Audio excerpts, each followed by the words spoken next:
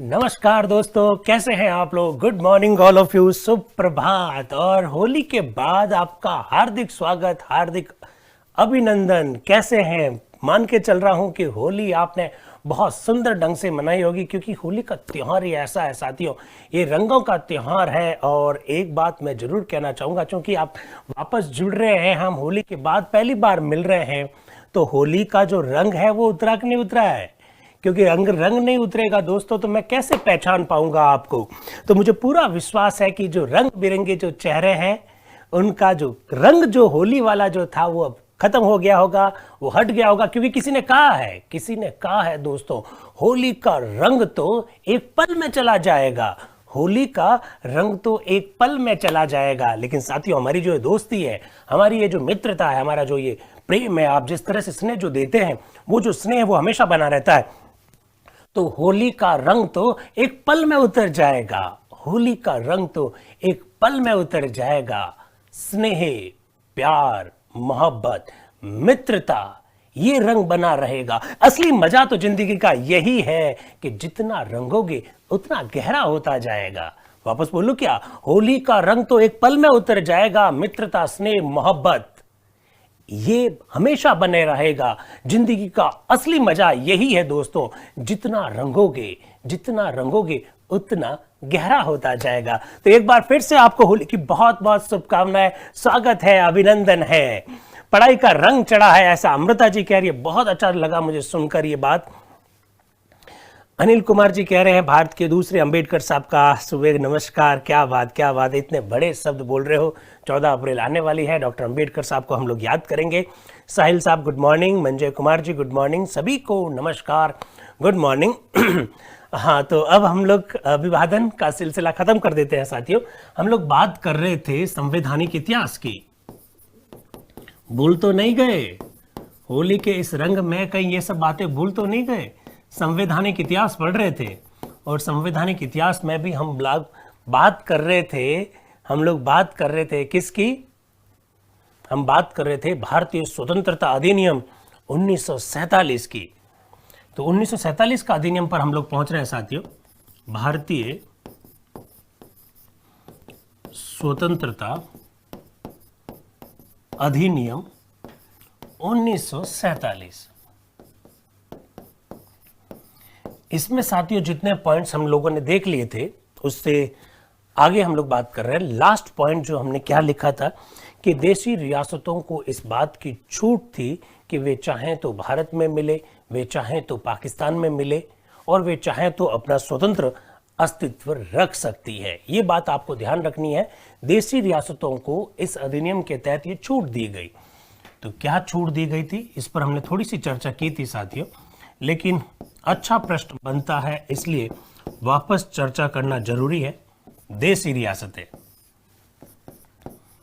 वो चाहें तो भारत में मिल सकती थी, वे चाहें तो पाकिस्तान में मिल सकती थी, और साथियों वे चाहें तो अपना स्वतंत्र अस्तित्व भी रख सकती थी। स्वतंत्र अस्तित्व भी रख सकती थी। ये देशी रियासतों को इस बात की छूट थी। तो आप कुछ बातें नोट भी करते रहिएगा साथियों। मैं यहाँ एक बहुत महत्वपूर्ण फैक्ट आपके साथ साझा करना चाहता हूँ, जहाँ से बड़ा अच्छा प्रश्न बनता है। प्रश्न सीधा बनेगा कि भारत में देशी रियासतों के एकीकरण का श्रेय किसे दिया जाता है। या तो ये प्रश्न बन सकता है, या फिर प्रश्न ये बन सकता है कि भारत के राजनीतिक एकीकरण, पॉलिटिकल इंटीग्रेशन का क्रेडिट यानी श्रेय किसे दिया जाता है। नो डाउट हमारे मुंह से सीधा जो शब्द निकलेगा वो होगा सरदार वल्लभ भाई पटेल। सरदार वल्लभ भाई पटेल उस समय भारत के उप प्रधानमंत्री थे, भारत के गृह मंत्री भी थे। गृह मंत्रालय भी उन्हीं के पास था साथियों। अभी मैं कुछ पॉइंट्स आपको लिखूंगा। जैसे भारत सरकार का वर्तमान समय का जो गृह मंत्रालय है, उस गृह मंत्रालय में बहुत सारे डिपार्टमेंट्स आते हैं। चूंकि साथियों आप जिस लेवल के एग्जाम की तैयारी कर रहे हैं, उसमें आपको थोड़ा सा प्रैक्टिकल भी होना पड़ेगा, क्योंकि हम कॉन्स्टिट्यूशन नहीं पढ़ रहे हैं, हम भारत की राज व्यवस्था पढ़ रहे हैं। और राज व्यवस्था का मतलब है कि जो प्रैक्टिस में जो सिस्टम है उसकी भी जानकारी आपको होनी चाहिए। तो भारत का जो वर्तमान का जो गृह मंत्रालय है, उसमें डिपार्टमेंट ऑफ द स्टेट्स है, उसमें department of the Jammu Kashmir affairs है, उसमें department of the internal security है, आप समझ रहे हैं। इसी प्रकार से डिपार्टमेंट ऑफ ऑफिशियल लैंग्वेज है, उसमें डिपार्टमेंट ऑफ होम भी है, department of the border management, 6 department है वहां पर, ये सब पता होना चाहिए। ठीक उसी प्रकार से उस समय का जो गृह मंत्रालय था जिसमें सरदार वल्लभ भाई पटेल गृह मंत्री के रूप में थे, उसमें एक डिपार्टमेंट था, department of the native states, department of the princely states, देसी रियासतों का विभाग। साथियों, ऐसे प्रश्न पूछते हैं। इन देसी रियासतों के विभाग के जो सचिव थे वो थे वीपी मेनन साहब। आप चिंता मत कीजिए, मुझे सारे आपके कमेंट नजर आ रहे हैं, प्रश्न होते ही मैं जवाब दे दूंगा। उसके सचिव थे वीपी मेनन साहब। आप हमेशा ध्यान रखिएगा, भारत के पॉलिटिकल इंटीग्रेशन, भारत के राजनीतिक एकीकरण का श्रेय सरदार वल्लभ भाई पटेल और वीपी मेनन दोनों को दिया जाता है। वीपी मेनन उस समय इंडियन सिविल सर्विस आईसीएस, जिसे आजकल हम लोग आईएएस के नाम से जानते हैं, तो आईसीएस अधिकारी थे वीपी मेनन और सरदार पटेल। आंसर ये हुआ, एक तो इस बात को ध्यान रखें। दूसरी बात साथियों, वीपी मेनन ने देशी रियासतों का ये जो एकीकरण जो किया, आपको मालूम होगा बहुत सारी विपरीत परिस्थितियों का सामना करना पड़ा था उन्हें, तो उन्होंने एक किताब भी लिखी है, integration of the Indian states. ये दोनों फैक्ट आपसे पूछे जा सकते हैं, तो लिख दीजिएगा। लिखिए, तत्कालीन गृह मंत्री, तत्कालीन, ऐसा लिखिएगा नोट डाल के, तत्कालीन गृह मंत्री सरदार वल्लभ भाई पटेल, सरदार वल्लभ भाई पटेल, सरदार वल्लभ भाई पटेल एवं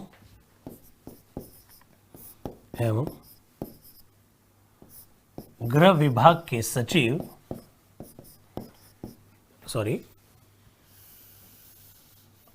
एवं देसी रियासतों के विभाग, ये जरूर लिखिएगा आप, देसी रियासतों के विभाग, department of the native states बोलते हैं, देसी रियासतों के विभाग के सचिव, देसी रियासतों के विभाग के सचिव वीपी मेनन। हाँ, वीपी मेनन केरल से थे, राहुल चौधरी साहब एकदम सही कह रहे हैं। देसी रियासतों के विभाग के सचिव वीपी मेनन, वीपी मेनन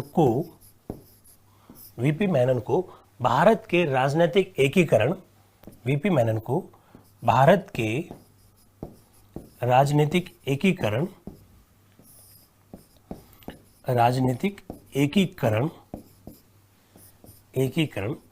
का श्रेय दिया जाता है। ये बहुत ढंग से लिखना, राजनीतिक एकीकरण का श्रेय दिया जाता है। अभी लिखना शुरू किया है कुणाल जी, चिंता मत कीजिएगा, अभी लिखना ही शुरू किया है। पहली लाइन यही लिखी है हमने, वीपी मेनन को भारत के राजनीतिक एकीकरण का श्रेय दिया जाता है। ये साथियों ध्यान रखना, अच्छा प्रश्न है। कई बार हमको आते हुए भी हम लोग गलत कर देते हैं, क्योंकि पहले विकल्प के रूप में सरदार पटेल आएगा, दूसरे विकल्प के रूप में कोई और आएगा, तीसरे विकल्प के रूप में वीपी मेनन आएगा, और चौथा में आ जाएगा सरदार पटेल और वीपी मेनन दोनों। तो आंसर क्या होगा? सरदार पटेल और वीपी मेनन। ये थोड़ा सा ध्यान रखना। अच्छा, वीपी मेनन की किताब का नाम और भी अच्छी बात है। आपको साथियों थोड़ा सा 10-12 किताबें आपको मालूम होनी चाहिए जो भारत के पॉलिटिकल सिस्टम से संबंधित है, जिसमें उन किताबों में भारत की राजनीतिक व्यवस्था का विस्तार से उल्लेख मिलता है, उनके बारे में अक्सर प्रश्न बन जाता है। हाँ चेतन जी, ये सब 1947 वाले में ही लिखना है ऑब्वियसली। वीपी मेनन की पुस्तक लिख लीजिए साथियों, वीपी मेनन की पुस्तक का नाम लिखिए। प्रश्न बनता है, कई बार मैच करने के संदर्भ में इस प्रकार के प्रश्न आ जाते हैं। तो वीपी मेनन की किताब का नाम लिखिए, इंटीग्रेशन, ये लिख दीजिएगा, integration of the Indian states, integration of the Indian states. हाँ, ये लिखिएगा जरूर आप। ऐसे प्रश्न मैच करने के संदर्भ में, ऐसे प्रश्न मैच करने के संदर्भ में अक्सर पूछ लेते हैं, तो ये आप थोड़ा सा ध्यान रखना। वीपी मेनन की पुस्तक integration of the Indian states, Bharat की जो रियासतें हैं उन रियासतों को एकीकरण करने में सरदार पटेल और वीपी मेनन को जिन जिन समस्याओं का सामना करना पड़ा, एक एक एक एक रियासत, कोई बिहार की थी, कोई यूपी की रियासत थी, कोई राजस्थान की रियासत थी, तो उन रियासतों को एकीकृत करने के लिए किन किन बातों को लेकर डील हुई, इन सब का विस्तार से उल्लेख मिलता है। राकेश गोयल साहब एकदम सही कह रहे हैं, बीपी मेनन नहीं है, नाम वीपी मेनन है, ये थोड़ा सा ध्यान रखें। तो वीपी मेनन की किताब का नाम क्या है? Integration of the Indian states, ये ध्यान रखिएगा। ठीक साथियों, आप लोग शायद ये भी जानते होंगे 3 देसी रियासतें ऐसी थी जिनको लेकर बहुत दिक्कत रही। एक थी जम्मू कश्मीर, एक थी जूनागढ़ और एक थी हैदराबाद। जम्मू कश्मीर, हैदराबाद और जूनागढ़, इन 3 देशी रियासतों को लेकर बहुत दिक्कतें रही। इन्होंने आनाकानी की इनिशियल स्टेज में, शुरुआती दौर में इन्होंने भारत में मिलने, पाकिस्तान में मिलने, अपना स्वतंत्र अस्तित्व रखने, इसकी उधेड़ बुन में रहे। तो इन तीनों देशी रियासतों के बारे में अपने को आइडिया होना चाहिए। जम्मू कश्मीर का विलय किस तरह से हुआ आप अच्छी तरह से जानते हैं। मैं आपको उसका कारण लिखवा दूंगा, किस तरह से विलय किया गया, कब विलय किया गया।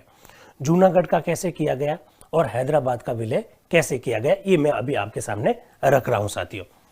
ठीक है, तो आप लोग जानते हैं साथियों, जम्मू एंड कश्मीर, जम्मू एवं कश्मीर का जो विलय है वो विलय पत्र पर हस्ताक्षर करने से हुआ। देशी रियासतों और भारत सरकार के बीच एक समझौता होता था। उस समझौते को इंस्ट्रूमेंट ऑफ एक्सेशन, अभी मैं लिखवा दूंगा, इंस्ट्रूमेंट ऑफ एक्सेशन को हिंदी में विलय पत्र पे कहते हैं। जम्मू एंड कश्मीर का भारत में विलय पत्र पर हस्ताक्षर से हुआ, ये जरूर याद रखिएगा। हमने कोई जोर जबरदस्ती नहीं की है। जम्मू कश्मीर के तत्कालीन शासक हरि सिंह जी ने उसके ऊपर साइन किए हैं, उससे उनका विलय हुआ। तो जम्मू एंड कश्मीर के आगे आप क्या लिखेंगे? विलय पत्र द्वारा, विलय पत्र पर हस्ताक्षर द्वारा विलय पत्र पर हस्ताक्षर द्वारा विलय, ऐसा लिख दीजिए, विलय पत्र पर हस्ताक्षर द्वारा विलय। ठीक साथियों, और इसकी डेट अपने को थोड़ी सी याद रहनी चाहिए, क्या पता कैसा प्रश्न बन जाए। 26 अक्टूबर 1947 की बात है, 26 अक्टूबर 1947 की बात है। 26 अक्टूबर 1947, ये थोड़ा सा याद रखिएगा। हिमा कह रही है कि हैदराबाद भारत की सबसे बड़ी रियासत थी। ऑब्वियसली भौगोलिक क्षेत्र के हिसाब से हैदराबाद उस समय भारत की सबसे बड़ी देशी रियासत थी। आज जो ये आपको आंध्र प्रदेश, आज जो आपको ये तेलंगाना जो दिखाई दे रहा है, ये सब मिलकर एक रियासत हुआ करती थी जिसका नाम था हैदराबाद। हैदराबाद बहुत बड़ी रियासत थी उस समय, सबसे बड़ी रियासत थी। तो जम्मू एंड कश्मीर का विलय पत्र पर हस्ताक्षर द्वारा विलय हुआ 26 अक्टूबर 1947, याद रखिएगा।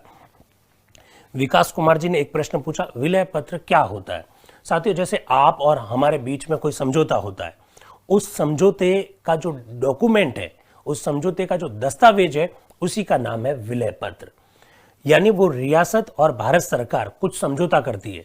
रियासत कह रही है कि हम अगर आप में विलय कर देंगे तो हमको क्या मिलेगा वो, और दूसरा भारत सरकार ये कह रही है कि आप विलय कर दोगे तो हम आपको ये सुविधाएं देंगे। आपको याद होगा राजा महाराजाओं को प्रीवी पर्स, पेंशन वगैरह मिलती थी, तो ये सब विलय पत्र पर ही साइन करने के बाद में ये सब तय होता था।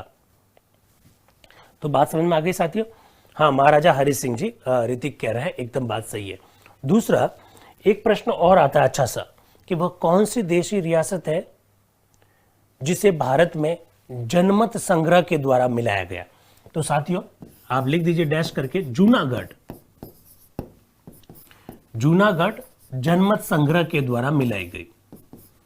जूनागढ़ के आगे क्या लिखेंगे साथियों? जनमत संग्रह। ये ध्यान रखना, जूनागढ़ जो रियासत है उसको हमने जनमत संग्रह के द्वारा मिलाया था। जूनागढ़ आजकल गुजरात में है। जब हम लोग जिस दौर की बात कर रहे हैं साथियों, उस दौर में गुजरात नाम का कोई राज्य नहीं था। जिस दौर की हम लोग बात कर रहे हैं उस समय महाराष्ट्र नाम का कोई राज्य नहीं था। महाराष्ट्र और गुजरात सब मिलकर एक प्रदेश बनता था जिसका नाम था बॉम्बे। बॉम्बे का बाद में विभाजन किया गया 1960 में। मराठी भाषा महाराष्ट्र बनाया गया, गुजराती भाषा गुजरात बनाया गया। आजकल जूनागढ़ गुजरात में आता, उस समय किस में था? उस समय बॉम्बे में हुआ करता था, ये आप ध्यान रखिएगा। उसमें क्या करवाया गया? जनमत संग्रह। जनमत संग्रह के द्वारा एकमात्र रियासत जो भारत में मिलाई गई वो है जूनागढ़। पवन कुमार जी एक प्रश्न पूछ रहे हैं, पवन कुमार जी शर्मा, सर पहली बार विलय पत्र का प्रयोग किया गया? अरे नहीं नहीं नहीं नहीं, सारी रियासतों का विलय विलय पत्र पर हस्ताक्षर से ही हुआ है, इंस्ट्रूमेंट ऑफ एक्सेशन के द्वारा ही हुआ है। पहली बार जम्मू कश्मीर के लिए नहीं, सारी एक दो रियासतों को छोड़कर, जैसे जूनागढ़ को छोड़ दीजिए जनमत संग्रह। प्रवीण प्रजापति जी पूछ रहे हैं ये जनमत संग्रह क्या होता है? अरे भाई, जनमत संग्रह मतलब जनता से ये पूछा गया कि आप भारत में मिलना चाहते हैं या पाकिस्तान में मिलना चाहते हैं। जनता, अधिकांश जनता ने भारत के पक्ष में वोट दिया, तो जूनागढ़ को हमने जनमत संग्रह के द्वारा क्या कर दिया? भारत में मिला दिया।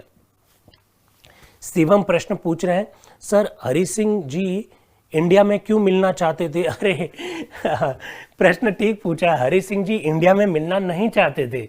हालांकि हम लोग इस टॉपिक को नहीं पढ़ रहे हैं, जब भारत के राज्यों का पुनर्गठन पढ़ेंगे टॉपिक, उस समय बताऊंगा, लेकिन फिर भी आपने प्रश्न पूछा है तो मैं बता देता हूं।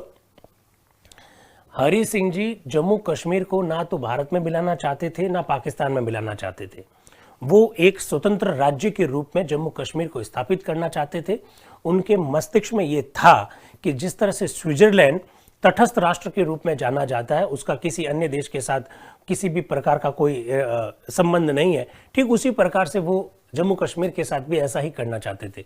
लेकिन आपको याद होगा, पाकिस्तानी परस्त कबायलियों ने जब जम्मू कश्मीर पर हमला कर दिया, तब हरि सिंह जी मजबूर हो गए। उन्होंने भारत के तत्कालीन प्रधानमंत्री पंडित नेहरू से, माउंटबेटन से सहायता मांगी और फिर विलय पत्र पर हस्ताक्षर हुआ। तो वो भारत में मिलना नहीं चाहते थे, मिलने की बात बहुत बाद में आई थी। सरिता जी मैंने बता दिया, विलय पत्र का मतलब है समझौता का दस्तावेज, यानी कुछ शर्तें जहां पर लिखी हुई होती थी, उस दस्तावेज को हम लोग विलय पत्र कहते हैं। ठीक है। हाँ, सोनम प्रश्न पूछ रहे हैं कि सर अगर जनता मना कर दे तो? जनमत संग्रह का मतलब भी ये होता है कि जनता की राय के अनुसार निर्णय लेंगे। अगर जूनागढ़ उस समय पाकिस्तान में मिलने का निर्णय कर लेता तो जूनागढ़ पाकिस्तान में चला जाता, लेकिन 97% जनता ने उस समय भारत के पक्ष में वोट दिया, इसलिए जनमत संग्रह के द्वारा जूनागढ़ का भारत में विलय हुआ। जो प्रश्न पूछा है मैंने जवाब दिया। बॉनी जी, जनमत संग्रह का मतलब होता है जनता को पूछकर निर्णय लेना, दैट इज जनमत संग्रह। ठीक है, तो जूनागढ़ का जनमत संग्रह के द्वारा हुआ। हैदराबाद पर आते हैं साथियों, एक बहुत महत्वपूर्ण फैक्ट आपके सामने साझा करना चाह रहा हूं साथियों। हैदराबाद, जैसा कि अभी एक मित्र ने कहा था कि उस समय सबसे बड़ी रियासत थी, यस, भौगोलिक दृष्टि से सबसे बड़ी रियासत थी, लेकिन हैदराबाद भारत के बीचों बीच में आता था। हैदराबाद के जो नवाब थे उन्होंने निर्णय लिया कि वो अपना एक स्वतंत्र राज्य स्थापित करेंगे। अब पूरा का पूरा हैदराबाद बीच में आता है। आज भी आप आंध्र प्रदेश और तेलंगाना को देख लीजिए, इस प्रकार की स्थिति थी।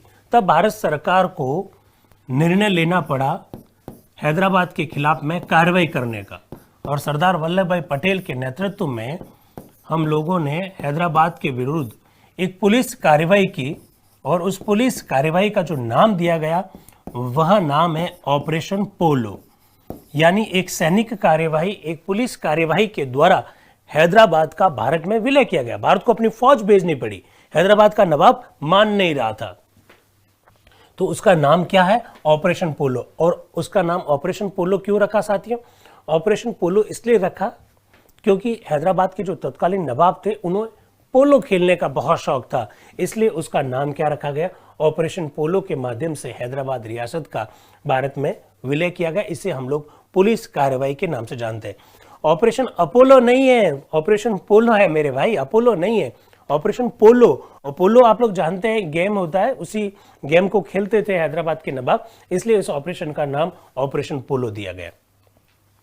एक बात मैं और आपको कहना चाहूंगा, यहां पर आपको जानकर बड़ा ताज्जुब होगा कि हैदराबाद का विलय ऑपरेशन पोलो के माध्यम से हो गया। 1948 में हुआ, 1948 में हुआ, ऑपरेशन पोलो के द्वारा हैदराबाद का विलय होगा। लेकिन जानकर ताज्जुब होगा, 24 जनवरी 1950 को जब संविधान सभा की अंतिम बैठक हुई, तब तक हैदराबाद ने अपने प्रतिनिधि संविधान सभा में नहीं भेजे थे। यस, तब तक अपने प्रतिनिधि संविधान सभा में नहीं भेजे थे। ये थोड़ा सा ध्यान रखिएगा। राहुल कुमार प्रजापति जी क्या कह रहे हैं, सर ये जो 3 रियासतों के राजा थे वो लोग क्या प्रश्न कहना चाहते हैं? तौफीक खान, ये ऑपरेशन विजय ये नहीं है मेरे भाई, ऑपरेशन विजय ये नहीं है। ऑपरेशन विजय 1961 में पुर्तगाल के खिलाफ में चलाया गया था, गोवा, दमन और दीव का भारत में विलय हेतु। ये ऑपरेशन विजय नहीं है, ये ऑपरेशन, ये ध्यान रखिएगा, ये ऑपरेशन पोलो है। महावत खान और उस्मान अली खान उस समय नवाब हुआ करते थे जूनागढ़ के और हैदराबाद के। जो प्रश्न पूछा है मैंने उसका जवाब दिया है। पोलो खेलने के कारण इस ऑपरेशन का नाम पोलो रखा गया, एकदम बात सही है।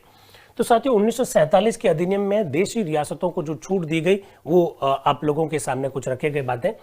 1947 का भारतीय स्वतंत्रता अधिनियम की अगली क्या विशेषता है? अगली 2-3 विशेषताएं बहुत महत्वपूर्ण है, आप बहुत ध्यान से सुनेंगे क्योंकि ये वो विशेषता है साथियों जो आगे के टॉपिक को समझाने के लिए हमारी बहुत मदद करेगा।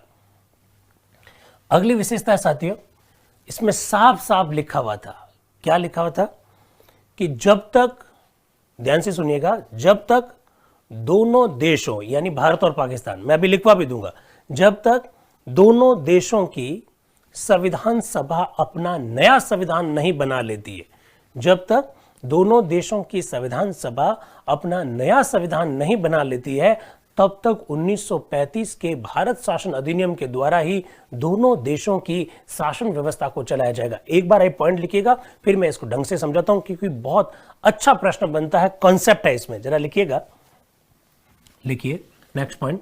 जब तक दोनों देशों की संविधान सभा नया संविधान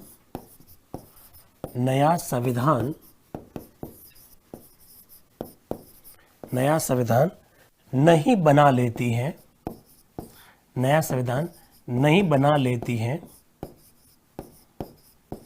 लेती है, तब तक भारत शासन अधिनियम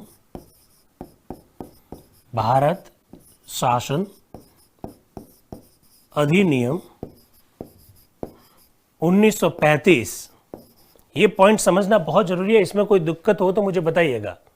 हाँ मैं लिखवा रहा हूं, ऑब्वियसली लिखवा रहा हूं। तब तक भारत शासन अधिनियम 1935 द्वारा दोनों देशों की, मैं हट जाऊंगा, एक बार आप देख लीजिए, दोनों देशों की शासन व्यवस्था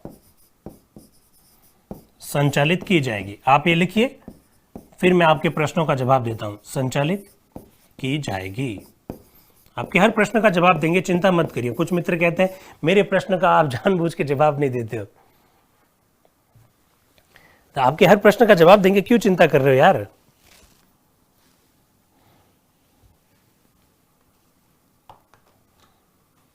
इसको पहले लिख दीजिएगा, आप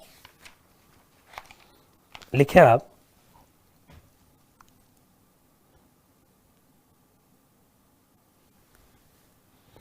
जब तक दोनों देशों की संविधान सभा नया संविधान नहीं बना लेती है, तब तक भारत शासन अधिनियम 1935 द्वारा दोनों देशों की शासन व्यवस्था को संचालित किया जाएगा।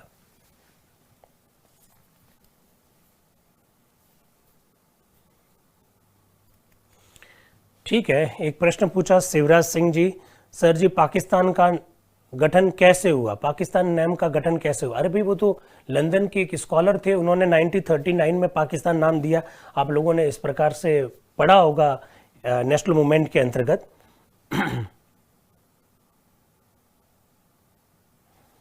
एक सेकेंड, एक प्रश्न और पूछा है आशीष चौधरी जी ने, सर इतनी रियासतों में से क्यों ये तीनों को ही विलय किया गया? अरे पागल हो क्या राहुल जी, ऐसे क्या प्रश्न पूछ रहे हैं यार? सारी रियासतों का तो विलय राजी राजी हो गया था ना, इन 3 रियासतों ने दिक्कत पैदा की थी। क्या कर रहे हो यार आप, आपका ध्यान कहाँ है मेरे भाई? सारी रियासतें राजी राजी मिल गई थी, इन तीनों देशी रियासतों को लेकर दिक्कत आई थी। यार ऐसे क्या कर रहे हैं। एक प्रश्न और है ज्योति का, क्या है सर यहां पर दोनों देश हैदराबाद और भारत, क्या प्रश्न पूछना चाहते हैं समझ में नहीं आ रहा है। ये देखिए, जब तक दोनों देशों की संविधान सभा नया संविधान नहीं बना लेती तब तक भारत शासन अधिनियम 1947 के द्वारा भारत शासन अधिनियम 1935 के द्वारा दोनों देशों की शासन व्यवस्था को संचालित किया जाएगा। ठीक है साथियों, अब इसको सुनिएगा। आप लोग अच्छी तरह से जानते हैं कि भारत 15 अगस्त 1947 को आजाद हो गया। थोड़ा समझ लीजिए आप लोग, 15 अगस्त 1947 को आजाद हो गया। भारत का संविधान जो है 26 जनवरी 1950 को लागू हुआ था। तो मुझे बताओ, 15 अगस्त 1947 को भारत आजाद हो गया, 26 जनवरी 1950 को भारत का संविधान लागू हुआ। तो ऐसी स्थिति में इस बीच में देश में कौन सा कानून प्रचलन में था साथियों, इस प्रकार का प्रश्न पूछा जाएगा। दोनों देश यार भारत और पाकिस्तान है, क्या बात कर रहे हैं यार, कैसे काम चलेगा। अरे यार यहां दोनों देश, आप पिछली क्लास नहीं देखे थे क्या, जब 1947 के भारतीय स्वतंत्रता अधिनियम के द्वारा भारत का विभाजन कर दिया गया, एक देश भारत बना, एक देश पाकिस्तान बना, तो यहां दोनों देश का मतलब तो भारत और पाकिस्तान है। My god my god my god, ओ हो, इसका मतलब है आप पढ़ नहीं रहे हैं, पिछली क्लासेस कुछ भी याद नहीं रह रहे हैं, और या फिर सीधा इसी क्लास में आए हैं, कैसे काम चलेगा। सोचिए अपने बारे में। 15 अगस्त 1947 से लगाकर 26 जनवरी 1950 के बीच में देश में कौन सा कानून प्रचलन में था, इस प्रकार के प्रश्न पूछे जा सकते हैं साथियों।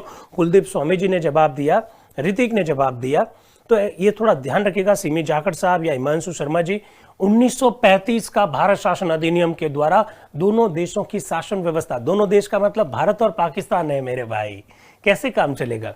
तो दोनों देशों की शासन व्यवस्था को क्या किया गया, संचालित किया गया। कब तक, 26 जनवरी 1950 तक। कानून कौन सा था, 1935 का अधिनियम। ये कहां लिखा हुआ है, ये लिखा हुआ है भारतीय स्वतंत्रता अधिनियम 1947। अरे होली के रंग में रंगे मेरे प्यारे भाइयों और बहनों, मेरा आपसे निवेदन है कि पुरानी क्लास आप देखें। मैंने क्या कहा था, अपने को बहुत ध्यान रखना है कि होली का रंग थोड़ा उतार दीजिए। होली का रंग तो कुछ पलों में धुल जाएगा, दोस्ती और प्यार का रंग नहीं धुल पाएगा साथियों। यही असली जिंदगी है, जितना रंगोगे उतना ही गहरा होता जाएगा।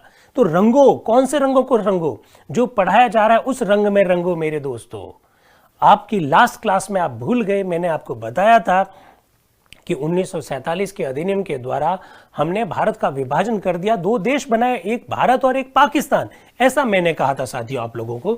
तो 15 अगस्त 1947 से लगाकर 26 जनवरी 1950 तक भारत में कौन सा कानून लागू था, 1935 का एक्ट लागू था साथियों। ये बहुत अच्छा प्रश्न पूछा जाएगा, ठीक है, इसको ध्यान रखिएगा। और ये सब बातें कहां लिखी हुई है, ये सब बातें लिखी हुई है भारतीय स्वतंत्रता अधिनियम 1947 में। क्या मेरी बात को आप लोग समझ रहे हैं क्या? भारतीय स्वतंत्रता अधिनियम 1947 में लिखा हुआ है साथियों। ये प्रश्न छुपे हुए हैं, ये प्रश्न छुपे हुए हैं, ऐसे ऐसे प्रश्न पूछे जाते हैं। तो ये सब बातें ध्यान रखना। भारतीय स्वतंत्रता अधिनियम 1947 में ये लिखा हुआ है कि जब तक दोनों देशों की संविधान सभा अपना संविधान नहीं बना लेती है तब तक कौन सा एक्ट चलेगा, 1935। और दोनों देश का मतलब क्या है, भारत और पाकिस्तान। ये थोड़ा सा ध्यान रखें साथियों, इस प्रकार के प्रश्न पूछे जा सकते हैं। ये एक सेकंड रोकिएगा। इस ज्योति, लघु संविधान किसने कहा यार, 1935 के अधिनियम को लघु संविधान किसने कहा? मैंने उस दिन भी टोका था कि 1935 के अधिनियम को लघु संविधान नहीं कहा जाता है। ये कौन है भाई, ये लघु संविधान वाला कॉन्सेप्ट कहां से लाके आ गए? लघु संविधान 42वें संविधान संशोधन को कहा जाता है, जो 1976 में हुआ। यार ऐसे कैसे कर रहे हो आप, नींद में है क्या मेरे भाई? ऐसे नहीं चलेगा काम, थोड़ा इस बात को ध्यान रखिएगा। हाँ प्रदीप जी, आपकी बात सही है कि 26 नवंबर 1949 को कुछ आर्टिकल लागू हो गए, वो कोई बात नहीं, लेकिन पूर्ण रूप से संविधान तो 26 जनवरी 50 को लागू हुआ ना। तो इसलिए जब तक लागू नहीं होगा तब तक कौन सा कानून लागू होगा, 1935 का अधिनियम ही लागू होगा, ऐसा मैं कहना चाहता हूं साथियों। ठीक है, इस एक्ट की एक और विशेषता है, वो पहले मैं बोलूंगा, मैं आपको समझाऊंगा, इसके बाद में मैं आपको लिखवाऊंगा। एक बहुत बड़ी प्रॉब्लम आने वाली है साथियों। क्या प्रॉब्लम आने वाली है? अगर आपने थोड़ा बहुत पढ़ रखा, रिकॉर्डेड क्लासेस देख रखी है साथियों, तो आपको याद होगा साथियों, कौन सी बात, कि भारत की जो संविधान सभा है, जिस पर अभी हम अगले 5-7 मिनट में चर्चा करने वाले हैं, भारत की जो संविधान सभा है, अरे भाई जूनागढ़ का विलय 1948 में हुआ। भारत की जो संविधान सभा है उसने संविधान निर्माण का भी काम किया, और भारत की संविधान सभा ने दूसरा कौन सा काम किया, आप बताइए, फिर मैं आगे चल रहा हूं। भारत की संविधान सभा ने एक तो संविधान निर्माण का कार्य किया, और दूसरा कौन सा कार्य किया बताओ, तब आपके कॉन्सेप्ट क्लियर होंगे।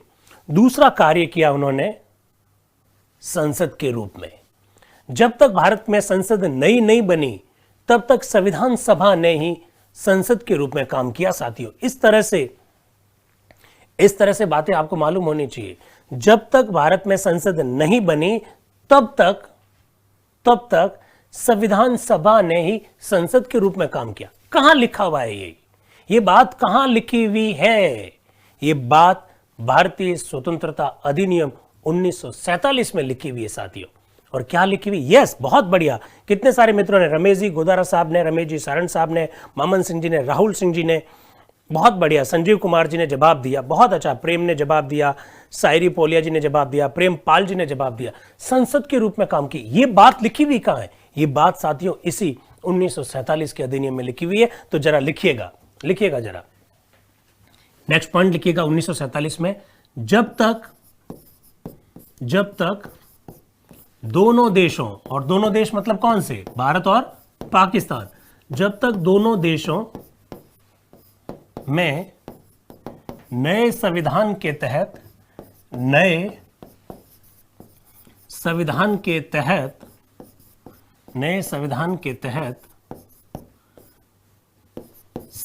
का गठन नहीं हो जाता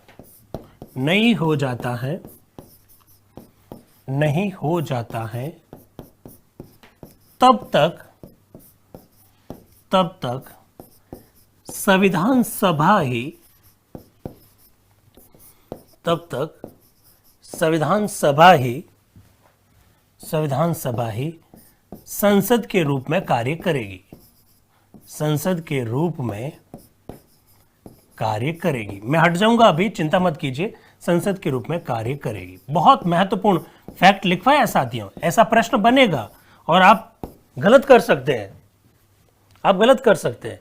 जब तक दोनों देशों में नए संविधान के तहत संसद का गठन नहीं हो जाता, तब तक संविधान सभा ही संसद के रूप में कार्य करेगी। ऐसा प्रश्न पूछा जाएगा। और पता अधिकांश लोग क्या लिखेंगे? कैबिनेट मिशन लिखेंगे कि यह प्रावधान किस में था? कैबिनेट मिशन में। जी नहीं, यह प्रावधान कैबिनेट मिशन में नहीं है साथियों, यह प्रावधान 1947 के अधिनियम में है। अभी मैं आपके सामने रखूंगा ये सब बातें।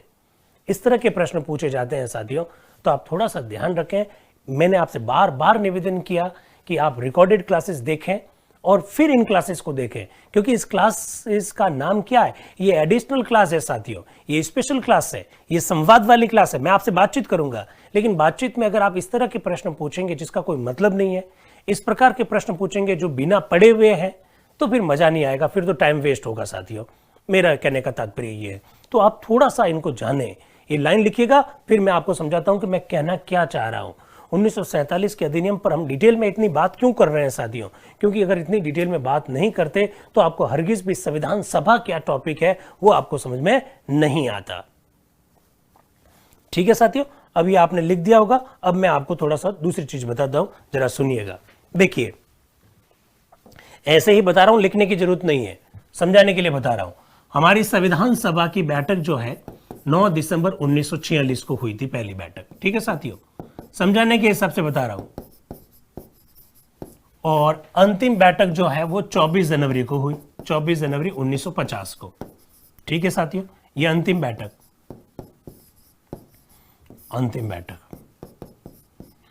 ये प्रथम बैठक, यहां तक ठीक। अब देखिए साथियों, आप ये जानते हैं कि हमारे यहां पर 13 मई 1952 को संसद की प्रथम बैठक हुई। संसद की प्रथम बैठक, संसद की प्रथम बैठक।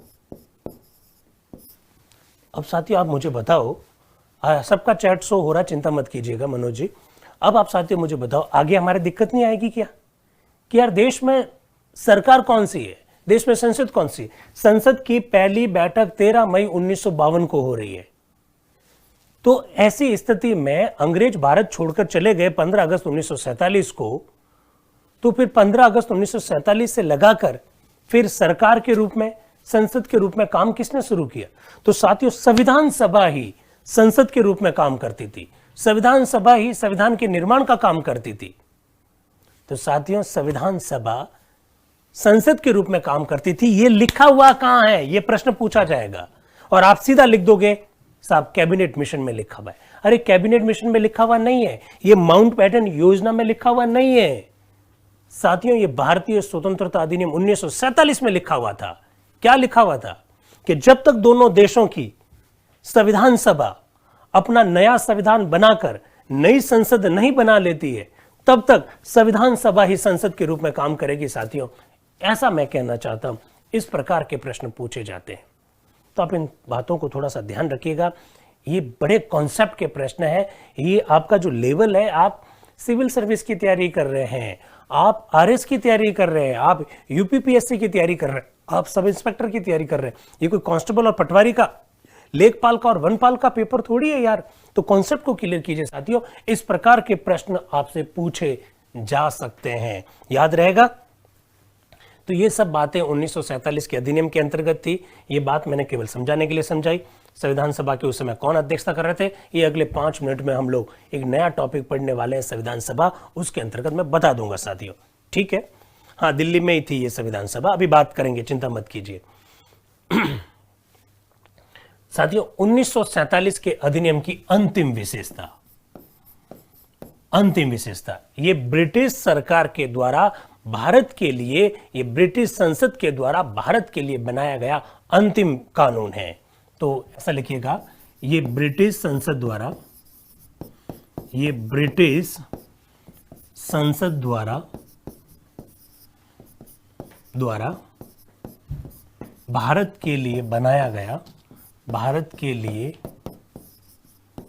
बनाया गया, भारत के लिए बनाया गया अंतिम कानून है, अंतिम कानून है, अंतिम कानून है, ठीक है। संविधान सभा की कितनी बैठक हुई, क्यों चिंता कर रहे हो, टॉपिक तो आने दीजिए संविधान सभा। अरे आप आगे मत बढ़िए, आपको जो समझाने की कोशिश जो की जा रही है उसके हिसाब से करिएगा। संविधान सभा की बैठक की अध्यक्षता कौन करते, सारे प्रश्नों का जवाब देंगे।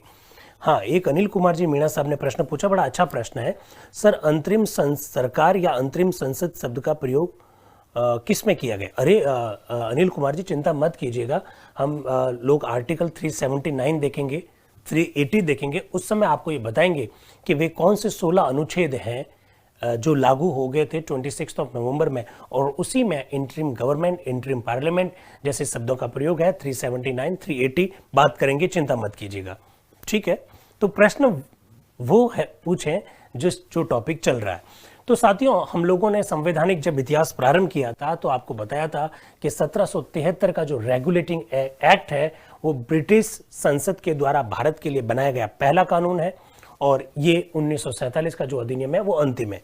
पाकिस्तान कब से अस्तित्व में आया? अरे भाई बताया यार वीरेंद्र कुमार जी, ऐसा मत कीजिएगा, बता रखा है 14 अगस्त 1947 को अस्तित्व में आया था। हाँ, तो ये सब बातें आपको ध्यान रखनी है। 1947 का अधिनियम ब्रिटिश संसद के द्वारा भारत के लिए बनाया गया अंतिम एक्ट है। इंटरिम पार्लियामेंट क्या होती है सब बताएंगे, टॉपिक तो आने दीजिए मेरे भाई, टॉपिक तो आने दीजिए। ये हो गया कुल मिलाकर संवैधानिक इतिहास पूरा। अब हम जो आपके जो प्रश्न आपने जो पूछ रखे हैं वो सारा दूसरे टॉपिक से जुड़े हुए हैं, और वो जो दूसरा टॉपिक है उसका नाम है संविधान सभा। हेडिंग डाल दीजिए नया, संविधान सभा, संविधान सभा हेडिंग डालिए। क्या क्या प्रश्न हो सकते हैं मैंने बात करी है, फिर भी मैं आपके सारे प्रश्नों को देख रहा हूं, इसका सीधा सा मतलब आपने पुरानी क्लासेस नहीं देखी है। साथियों, मैंने कहा पुराने पेपर्स में प्रश्न पूछा जा चुका है कि भारत में पहली बार संविधान की बात किसने की। संविधान की बात करना अलग चीज है और संविधान सभा की बात करना अलग चीज है। अगर आपसे पूछे कि पहली बार संविधान की बात किसने की, तो इसका आंसर अलग होगा, और पहली बार संविधान सभा की बात किसने की, तो साथियों इसका आंसर अलग होगा। संविधान की बात पहली बार करने वाले जो व्यक्ति हैं वो व्यक्ति हैं साथियों बाल गंगाधर तिलक। बाल गंगाधर तिलक, ठीक। और बात की उन्होंने 1895 में। 1895 में उन्होंने एक बिल रखा, उस बिल का नाम है स्वराज विधेयक। स्वराज विधेयक, स्वराज विधेयक, स्वराज बिल। ये जो बिल रखा साथियों, ये बिल कहां रखा गया इसकी कोई जानकारी नहीं मिलती है, लेकिन ये ऐसा कहा जाता है कि ये भारतीय संविधान की मांग करने वाला पहला बिल है, पहला विधेयक है। इसलिए संविधान भारतीयों के लिए होना चाहिए, इसकी मांग सबसे पहले बाल गंगाधर तिलक ने की, ऐसा आप लोग जानते हैं। और गांधी जी जो है वो इस प्रकार की मांग 1922 में करते हैं। इस पर भी मैंने साथियों थोड़ी सी बात कर रखी है। लेकिन अगर हाँ, स्वराज बिल, ऋतिक आप एकदम सही कह रहे हैं, लेकिन अगर बात संविधान सभा की कह रहे हैं तो आंसर एकदम अलग हो जाएगा। संविधान सभा अलग चीज है, संविधान अलग चीज है। हाँ, एकदम सही कह रहे हैं। संविधान सभा की बात सबसे पहले M.N. राय, मानवेंद्र नाथ राय ने 1934 में की थी साथियों। मानवेंद्र नाथ राय ने 1934 में की।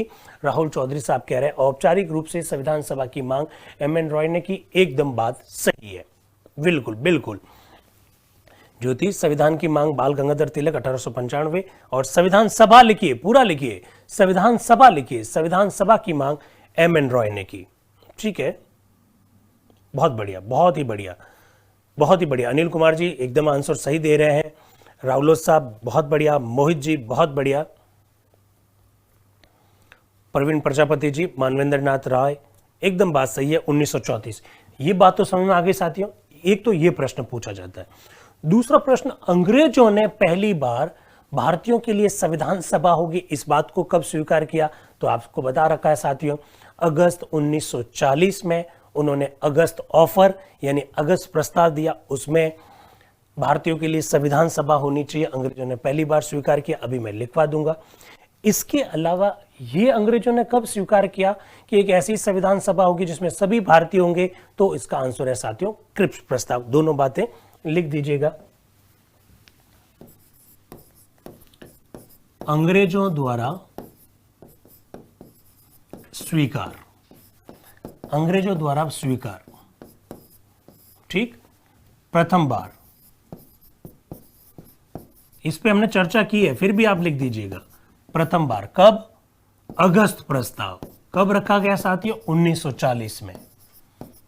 अगस्त प्रस्ताव 1940। मैं चाहता हूं कि संविधान सभा के मामले में किसी भी प्रकार का कोई भी प्रश्न इस बार अधूरा नहीं रहना चाहिए। पुराने जो जितने भी पेपर आ रखे हैं उन सब के बारे में हम लोग चर्चा करेंगे साथियों। आप प्रश्न पूछे, मुझे सबके प्रश्न दिखाई दे रहे हैं, बहुत बढ़िया। अरे नहीं नहीं, क्रिप्स मिशन नहीं यार मेरे भाई, क्रिप्स प्रस्ताव नहीं। प्रथम बार अगस्त प्रस्ताव 1940 में जो लगा गया, उसमें पहली बार अंग्रेजों ने इस बात को स्वीकार किया कि भारतीयों के लिए संविधान सभा होनी चाहिए। लेकिन संविधान सभा में सारे मेंबर्स भारतीय होंगे, यह बात उन्होंने पहली बार कब स्वीकार की साथियों? क्रिप्स प्रस्ताव में, जो मार्च 1942 में रखा गया था। क्रिप्स प्रस्ताव 1942 में क्या स्वीकार किया? सभी सदस्य भारतीय होंगे, सभी सदस्य भारतीय होंगे, संविधान सभा के सभी सदस्य भारतीय होंगे।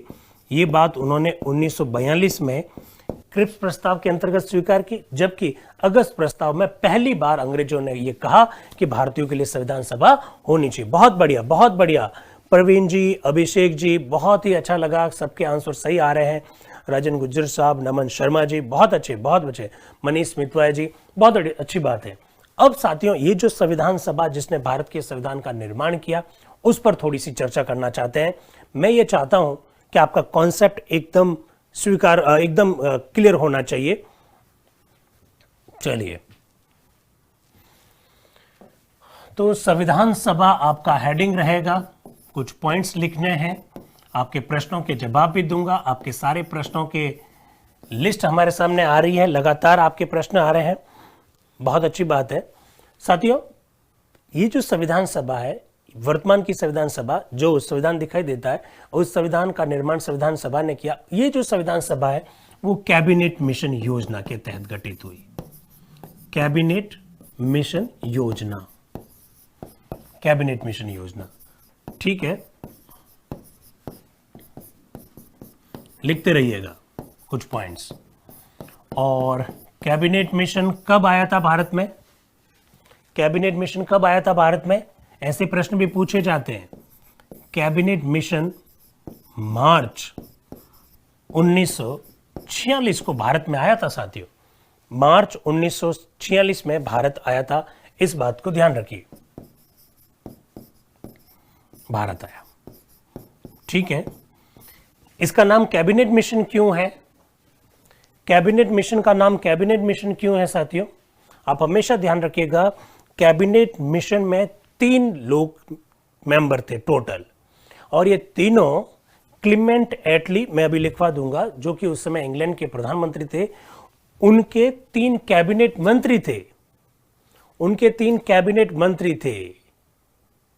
उन 3 कैबिनेट मंत्रियों का ये जो समूह है, इस वजह से इसे कैबिनेट मिशन कहते हैं साथियों।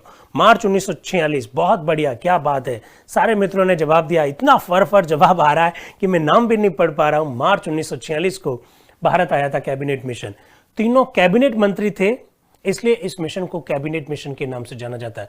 कथन और कारण में इस प्रकार के प्रश्न आ सकते हैं। क्या प्रश्न आएगा साथियों? संविधान सभा का गठन कैबिनेट मिशन योजना के तहत हुआ, यह कथन है, ठीक है। बहुत ध्यान से सुनिएगा और जवाब दीजिएगा। मैं आपके सामने प्रश्न रख रहा हूं, संविधान सभा का गठन कैबिनेट मिशन योजना के तहत हुआ, यह कथन है। नंबर 2, कारण में लिखा हुआ है, कैबिनेट मिशन के तीनों सदस्य ब्रिटिश मंत्रिपरिषद के सदस्य थे। विकल्प, कथन सही, कारण सही, दोनों एक दूसरे की व्याख्या करते हैं। दूसरा, कथन सही, कारण सही, पर व्याख्या नहीं करते हैं। तीसरा, कथन सही, कारण गलत। चौथा, कथन गलत, कारण सही। जवाब दीजिए मुझे इसका। जो प्रश्न मैंने आपके सामने रखा है उसका जवाब दीजिएगा। कथन मैंने आपके सामने क्या रखा? संविधान सभा का गठन कैबिनेट मिशन योजना के तहत हुआ। कारण मैंने क्या बोला? ये तीनों सदस्य ब्रिटिश मंत्री परिषद के सदस्य थे। एक ने जवाब दिया पवन यादव जी, ग्रीनेश जी, अमन जेटलिया जी, मोना पारिक जी, संजना जी, खुशबू जी, ये सब वे लोग हैं जो एक जवाब दे रहे हैं। सालवी मिश्रा जी, रविकांत जी, पवन कुमार शर्मा जी, आकाश भारती जी, उदयवीर जी। मैं आपको एकदम क्लियर कर देता हूं साथियों, ये दोनों कथन सही है पर एक दूसरे की व्याख्या नहीं करते हैं। अरे मेरे भाई, लक्की जी सही आंसर दे रहे हैं 2, इसका सही आंसर 2 है साथियों। मैंने क्या बोला? मैंने कथन बोला कि संविधान सभा का गठन कैबिनेट मिशन योजना के तहत हुआ, यह कथन सही है। और कारण में मैंने क्या बोला? कारण में मैंने बोला साथियों कि कैबिनेट मिशन के तीनों सदस्य ब्रिटिश मंत्री परिषद के सदस्य थे, यह बात सही है, लेकिन यह ऊपर वाली बात की व्याख्या कहां करता है? तो जिन लोगों ने एक जवाब दिया वो गलत है, जो लोग जवाब बी दे रहे हैं, 2 दे रहे हैं, वो एकदम सही है। ये कथन सही है, कारण सही है, लेकिन साथियों एक दूसरे की व्याख्या नहीं करते हैं। बहुत ध्यान से सुनिए, कथन और कारण दोनों सही है पर एक दूसरे की व्याख्या नहीं करते हैं। आशीष चौधरी साहब बी जवाब दे रहे हैं, रामलाल जी, रमन राज जी, अनिल कुमार जी मीणा साहब, ये जो बी जवाब दे रहे हैं वो एकदम सही है। कुणाल बी सब जवाब दे रहे हैं कि व्याख्या नहीं करते। अरे साथियों, मैंने अगर ये प्रश्न आपसे यूं पूछा होता, क्या मैंने ये प्रश्न पूछा होता कि संविधान सभा का गठन कैबिनेट मिशन योजना के तहत किया गया था, ठीक है। और अगर कारण में ये लिखता, मैं क्या लिखता कि ये तीनों ब्रिटिश मंत्री परिषद के सदस्य होने के कारण इसे कैबिनेट मिशन कहा जाता है, तो बात सही होती कि कथन भी सही है, कारण भी सही है और दोनों एक दूसरे की व्याख्या करते हैं। मैंने ये तो लिखा ही नहीं कि इसे कैबिनेट मिशन क्यों कहा जाता है। कैबिनेट मिशन अगर लिखता तो आपका जवाब होता कथन सही है, कारण सही है, दोनों एक दूसरे की व्याख्या करते हैं। आप थोड़ा इन बातों को समझिए साथियों, जो प्रश्न पूछा जा रहा है उसको समझिएगा। अगर मैं आपसे प्रश्न पूछ रहा हूं, जरा देखिएगा, एक और प्रश्न मैं आपके सामने रख रहा हूं। हाँ, आरजू सही कह रही है कि दोनों सही तो है पर एक दूसरे की व्याख्या नहीं करते, बहुत अच्छी बात है, कॉन्सेप्ट को क्लियर कीजिएगा। एक और मैं आपके सामने प्रश्न रख रहा हूं, मेरे हिसाब से जो है वो आपका कॉन्सेप्ट क्लियर हो जाएगा। प्रश्न साथियों ये है, नरेंद्र मोदी भारत के प्रधानमंत्री हैं, ठीक है साथियों, नरेंद्र मोदी भारत के प्रधानमंत्री है। एक कथन लिखा हुआ है, कारण लिखा हुआ है, नरेंद्र मोदी गुजरात के मुख्यमंत्री रह चुके हैं। अब साथियों इन दोनों में कोई संबंध है क्या? कोई संबंध नहीं है, दोनों बातें सही है पर एक दूसरे की व्याख्या नहीं करते हैं। आपको इस तरह से ध्यान रखना चाहिए साथियों, ऐसे प्रश्न पूछे जा सकते हैं। ठीक इसी प्रकार से एक और देखिए, एक और प्रश्न पूछता हूं, नरेंद्र मोदी नीति आयोग के अध्यक्ष हैं, बहुत ध्यान से सुनिए, नरेंद्र मोदी नीति आयोग के अध्यक्ष हैं, ये कथन है। और कारण में क्या लिखा हुआ है, भारत का प्रधानमंत्री नीति आयोग का पदेन अध्यक्ष होता है। भारत का प्रधानमंत्री नीति आयोग का पदेन अध्यक्ष होता है। साथियों ये कथन भी सही है, कारण भी सही है और दोनों एक दूसरे की क्या करते हैं, व्याख्या करते हैं। कथन भी सही है, कारण भी सही है और दोनों एक दूसरे की व्याख्या करते हैं। नरेंद्र मोदी नीति आयोग के इसलिए अध्यक्ष हैं क्योंकि नीति आयोग का पदेन अध्यक्ष भारत का क्या होता है, प्रधानमंत्री होता है। अरे प्रवीण प्रजापति जी का प्रश्न जरा रोको तो, ये क्या कहना चाह रहे हैं?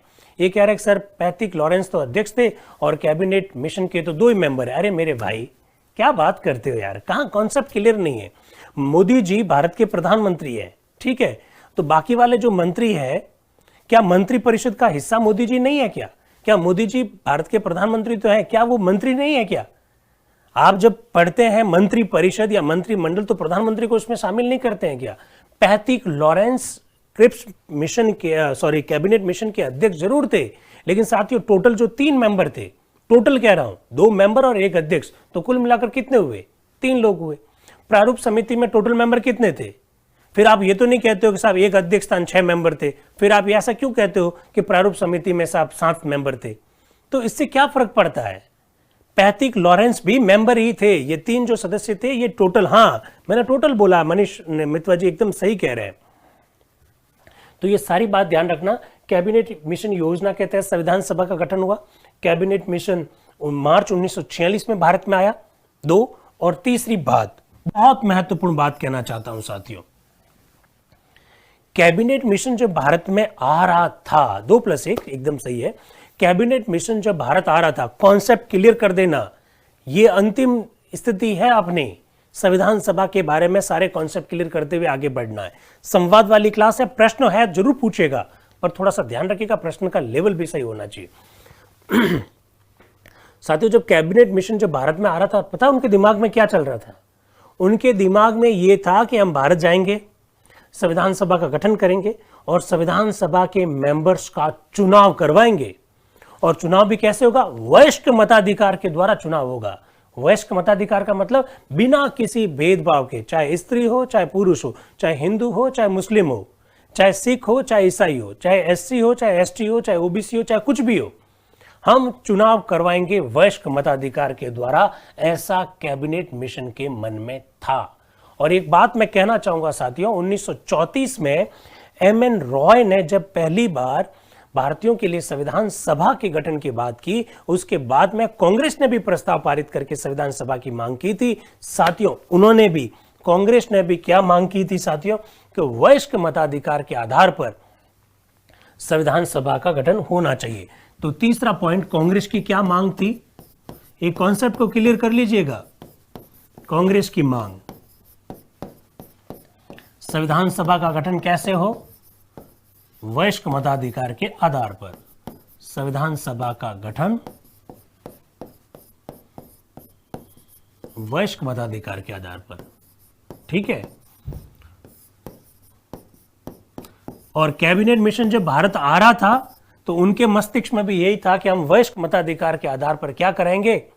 संविधान सभा का गठन करवाएंगे। साथियों, ये उनके मस्तिष्क में था। लेकिन साथियों, जब कैबिनेट मिशन मार्च 1946 में भारत आया और कांग्रेस से, मुस्लिम लीग से, दलितों के संगठन से, सिखों के संगठन से, विभिन्न ग्रुप से मिलने के बाद कैबिनेट मिशन को एक बात समझ में आ गई कि भारत में चुनाव करवाना उस तरह से संभव नहीं है जिस तरह से हम सोच कर आए हैं। तो क्या करें कि भारत में उस भाग में चुनाव करवा सकते हैं जिस भाग में चुनाव करवाने की आदत रही है, जिस भाग में चुनाव पहले से होते रहे उस भाग में तो चुनाव हो सकते हैं। लेकिन जो देशी रियासतें हैं, उन देशी रियासतों में तो देशी रियासतें तो चुनाव के बारे में समझती नहीं है। 563 देशी रियासतें थी, उन्होंने तो कभी चुनाव क्या होता है इसको जानते ही नहीं थे, तो वहां चुनाव करवाना संभव नहीं है। ठीक है, तो इस बात को थोड़ा सा ध्यान रखिएगा आप साथियों। तो कैबिनेट मिशन ने बहुत जल्दी से यह महसूस कर लिया कि चुनाव तो करवाना भारत में संभव नहीं है, क्योंकि भारत दो भागों में बटा हुआ था। एक अंग्रेज भारत था, एक अंग्रेज भारत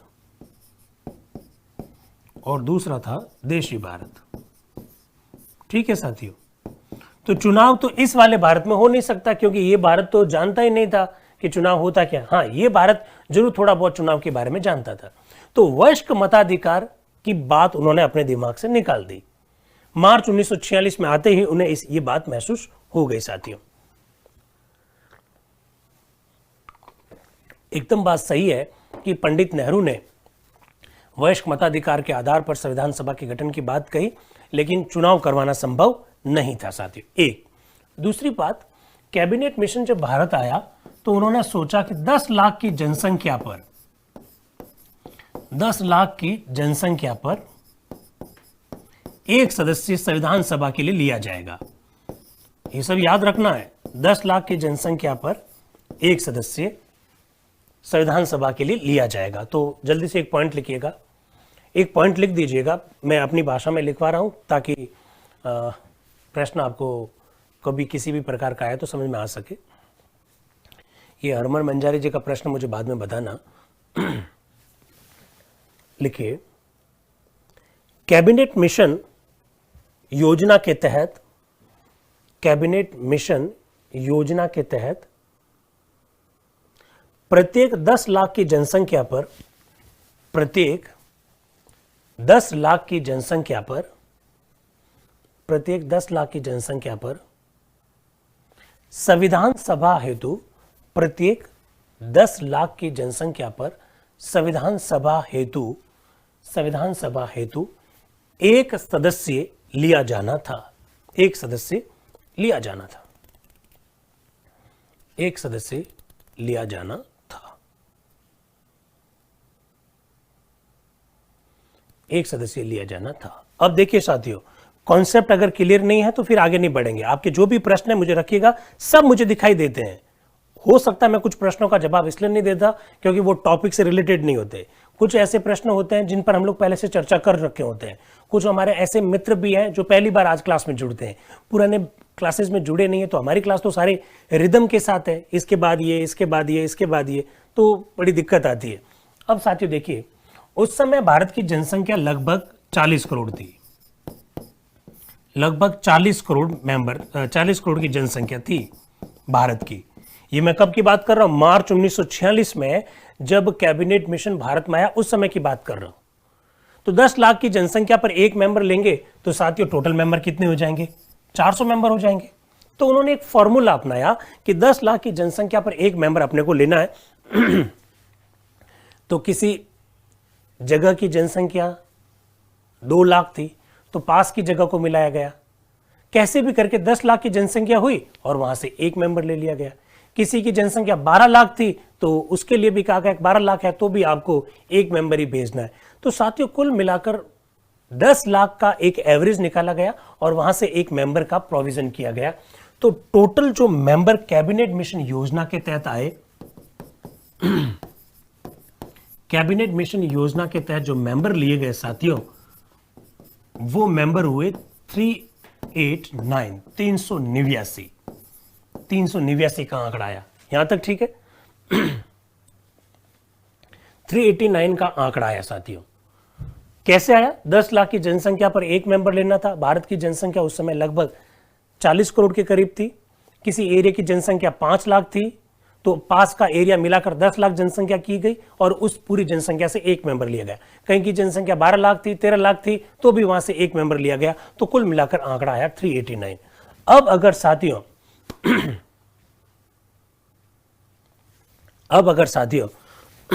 हाँ, एक प्रश्न मनीषा जी का रोकिएगा। मनीषा कंवर कह रही है कि सर कहीं 8 लाख सदस्य हो तो कितने सदस्य लेंगे? तो भी वहां से एक लिया गया।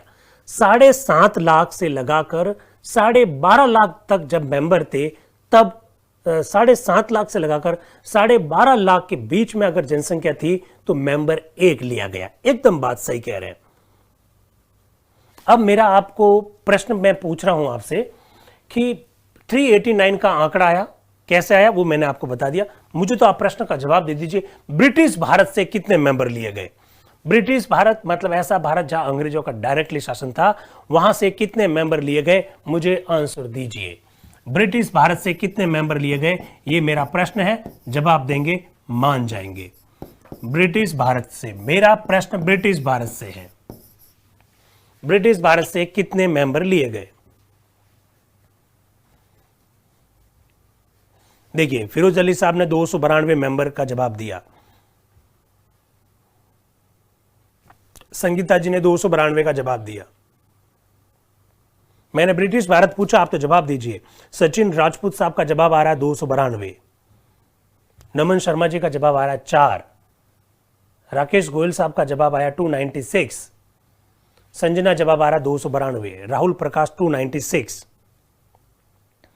प्रिया 96। दीपक 296। आशीष चौधरी 296। रुखसाना 292। क्या बात है, ये स्थितियां हैं। ये स्थितियां तब है साथियों जब YouTube पे सारी क्लासेस उपलब्ध है। ये स्थितियां तब है आपकी साथियों जब आपके पास ऑलरेडी रिकॉर्डेड वीडियोस उपलब्ध है। ये स्थिति तब है आपकी जब आपको पूरा बता रखा है कि ब्रिटिश भारत का मतलब क्या होता है। तो जिन मित्रों ने जवाब 292 दिए हैं वो मेरे मित्र अपना होली का जो रंग है उसको थोड़ा सा उतारें और जीवन के रंग में रंगे। कैसे काम चलेगा मेरे भाइयों? ये सिलेक्शन है, तलवार की धार पर सिलेक्शन है। सिलेक्शन हो गया तो जीवन में सब कुछ चेंजेज हो जाएगा, और सिलेक्शन नहीं हुआ तो जीवन में लोग उल्हान देते रहेंगे, लोग उपहास उड़ाते रहेंगे। आप मेरी बात को ढंग से समझे ही नहीं। 296 जवाब आना चाहिए था। ब्रिटिश भारत से 296 सदस्य लिए गए थे साथियों, जबकि देसी रियासतों से 93 मेंबर्स लिए गए थे। तो मेरे मित्र जो 292 जवाब दे रहे हैं, कुछ लोग 293 जवाब दे रहे हैं, वो कॉन्सेप्ट को समझ ही नहीं पाए। आप ढंग से श्रवण को देखो। श्रवण यादव जी अभी भी 292 जवाब दे रहे हैं। कैसी स्थितियां हैं, सोचे अपने बारे में। टोटल 389 मेंबर्स, 296 सदस्य ब्रिटिश भारत से लिए गए थे साथियों, और 93 मेंबर देसी भारत से लेने थे। और देसी भारत से मतलब देसी रियासतों से लेने थे। और ये जो ब्रिटिश भारत से जो मेंबर हैं, ये मेंबर भी दो भागों में बटे हुए थे। 292 सदस्य तो ब्रिटिश प्रांतों से लेने थे और 4 सदस्य ब्रिटिश भारत के ही 4 चीफ कमिश्नरी प्रांत थे, वहां से लेने थे। मैंने आपसे पूछा क्या कि ब्रिटिश प्रांतों से कितने लेने थे? मैंने पूछा ब्रिटिश भारत। कैसे काम चलेगा मेरे भाइयों? ऐसे तो नहीं काम चलेगा। ये 389 का आंकड़ा, 389 में से 296 और ये 93, ये 296 ब्रिटिश भारत से, और ब्रिटिश भारत में भी 292 सदस्य ब्रिटिश प्रांतों से और 4 सदस्य चीफ कमिश्नरी प्रांतों से। ये चीफ कमिश्नर प्रांत, ठीक है साथियों। और ये जो 292 जो मेंबर लिए गए ये ब्रिटिश प्रांतों से लिए गए, और प्रांतों का हेड कौन होता था? गवर्नर होता था। सोचें अपने बारे में, ऐसा सोचें। ये सिविल सर्विस का एग्जाम है, ये लेखपाल पटवारी का एग्जाम नहीं है साथियों। इतना बताने के बावजूद भी ये स्थितियां हैं तो ये ठीक नहीं है। ये 93 मेंबर देशी रियासतों से। मैंने प्रश्न क्या पूछा, आप जवाब किसका दे रहे हैं? मैं ब्रिटिश भारत पूछ रहा हूं तो ब्रिटिश भारत का आंसर होगा 296। ब्रिटिश भारत वापस दो भागों में विभाजित था, प्रांत हुआ करते थे, प्रांतों से लिए थे 292 सदस्य और 11 प्रांत थे उस समय, और इन 11 प्रांतों के हेड थे 11 गवर्नर, और 4 सदस्य लिए गए थे चीफ कमिश्नर वाले प्रांतों से। समझ में आई बात? ये एग्जाम है जीवन बदलने वाला एग्जाम, आपके करियर से रिलेटेड है साथियों। इसे मजाक मत लीजिएगा वरना बड़ी दिक्कत हो जाएगी। ब्रिटिश भारत पूछूं तो आंसर क्या होगा? 296, और अगर ब्रिटिश प्रांत पूछता हूं तो आंसर क्या होगा? 292। आया समझ में? ऐसे पढ़ना होगा, ऐसे पढ़ना होगा। ये 4 चीफ कमिश्नरी प्रांत थे भाई। ये 4 चीफ कमिश्नरी प्रांत कौन से थे? जैसा कुछ मित्र लोग लिख भी रहे हैं, दिल्ली था, दिल्ली प्रांत नहीं था, दिल्ली क्या था? चीफ कमिश्नरी प्रांत था। उस समय दिल्ली का जो हेड होता था ब्रिटिशर्स की ओर से, उसका पद का नाम क्या था? Chief commissioner. दिल्ली, अजमेर मेरवाड़ा, ये राजस्थान में है, अजमेर मेरवाड़ा। कुर्ग, कुर्ग आजकल कर्नाटक में है। और चौथा था बलूचिस्तान जो पाकिस्तान में है। इन 4 प्रांतों में कौन थे? चीफ कमिश्नर हुआ करते थे, और बाकी वाले प्रांतों में कौन थे? गवर्नर थे साथियों। ऐसे पढ़ना पड़ेगा। ये क्या हो रहा है? क्यों आपके कॉन्सेप्ट क्लियर नहीं हो रहे? ये दुख की बात है। ये कुर्ग कर्नाटक में है, आप ABCD के नाम से भी पढ़ सकते हैं। A for Ajmer, B for Balochistan, C for Coorg और D फॉर दिल्ली। ABCD ऐसा भी आप पढ़ सकते हैं साथियों। तो साथियों ये बातें बहुत दुख देती है अगर आप सही आंसर नहीं देते हैं साथियों। मेरी बात को आप लोग समझ गए? कैसे कैबिनेट मिशन के तहत संविधान सभा का गठन हो रहा है, यहां तक ठीक है? आगे बढ़े। अब देखिए, ये जो देशी रियासतें थी साथियों, मैंने बार बार बोला है कि देशी रियासतों में तो चुनाव करवाने संभव थे ही नहीं, क्योंकि वहां चुनाव के बारे में लोग जानते भी नहीं थे। चुनाव के बारे में कौन लोग जानते थे? ये ब्रिटिश भारत वाले जानते थे। तो एक बहुत अच्छा प्रश्न आएगा साथियों। क्या प्रश्न आएगा? कि संविधान सभा के सदस्य थे सभी निर्वाचित, सभी मनोनीत। आपसे प्रश्न पूछ रहा हूं, संविधान सभा के सदस्य थे, सदस्य थे सभी निर्वाचित। ये बहुत अच्छा प्रश्न है, आप इसको नोट भी कर सकते हैं। नंबर 2, सभी मनोनीत। नंबर 3, निर्वाचित एवं मनोनीत दोनों। निर्वाचित एवं मनोनीत दोनों। और नंबर 4, दोनों ही नहीं। आंसर दो, दोनों ही नहीं। आंसर दीजिए कुणाल साहब। निर्वाचित और मनोनीत दोनों। प्रवेश कुमार जी कह रहे हैं सभी मनोनीत। वाह, हाँ। कुलदीप स्वामी जी कह रहे हैं निर्वाचित व मनोनीत दोनों। राहुल प्रकाश आंसर दे रहे हैं 3। अमन दे रहे हैं बोथ। पायल दे रही है दोनों। सुनीता दे रही है 3, सही है। बगाराम जी भी दे रहे हैं सी। बहुत अच्छा लगा मुझे। निर्वाचित और मनोनीत दोस्तों दोनों, ये है आंसर। मैं ये चाहता हूं, मेरा गुस्सा का कारण ये है साथियों, मैं ये चाहता हूं, क्योंकि आप सब ये प्रश्न पूछेंगे क्या कि संविधान सभा में कितने मेंबर थे। अब ये प्रश्नों का दौर खत्म हो गया। ये लेखपाल वनपाल का एग्जाम नहीं है, ये एग्जाम है सिविल सर्विस का, ये SI का एग्जाम है साथियों। इस प्रकार के प्रश्नों में CGL का एग्जाम है। इस प्रकार के परीक्षाओं में प्रश्न ऐसे पूछते हैं। और साथियों मैं तो इससे भी आगे बढ़ूंगा, अभी इससे भी आगे बढ़ने वाला हूं। आप देखिएगा, आप मुझे प्रश्न का जवाब दीजिएगा। इससे ये अगर कॉन्सेप्ट आपका क्लियर है तो इससे भी अच्छा वाला प्रश्न आपके सामने रखने वाला हूं, जवाब देना मुझे। चलिए एक अच्छा सा प्रश्न आपके सामने रख रहा हूं।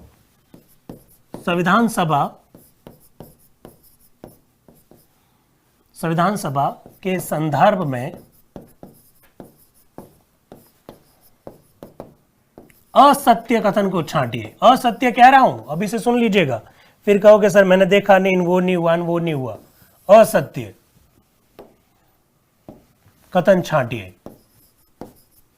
बड़ा अच्छा सा प्रश्न है ये। मैं इतनी हिम्मत तब कर पा रहा हूं जब आपने से अधिकांश लोगों ने सही जवाब दिया, तब मेरी इच्छा हुई कि इससे भी अच्छा प्रश्न आपके सामने रखूं। पहला विकल्प, इसका गठन कैबिनेट मिशन योजना के तहत हुआ। इसका गठन कैबिनेट मिशन योजना के तहत हुआ, यह पहला कथन है।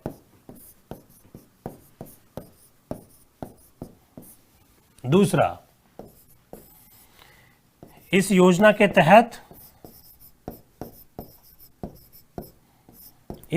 तहत संविधान सभा में 389 सदस्य होने थे।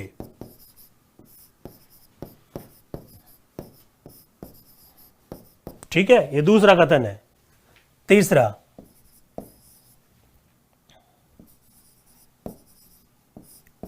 कुछ सदस्यों का सभा में मनोनयन हुआ था। मनोनयन हुआ था। ठीक है,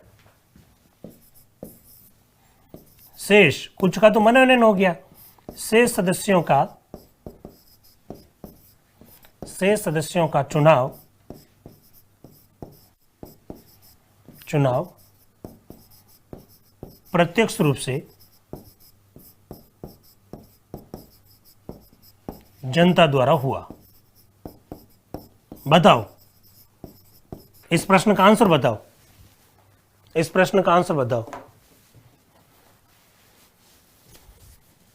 इस प्रश्न का आंसर बताओ, मान लेंगे। प्रश्न को ढंग से पढ़ लेना, फिर कहना मत कि सर हमको ये पता नहीं, वो पता नहीं, हमने ये नहीं पढ़ा, वो नहीं पढ़ा।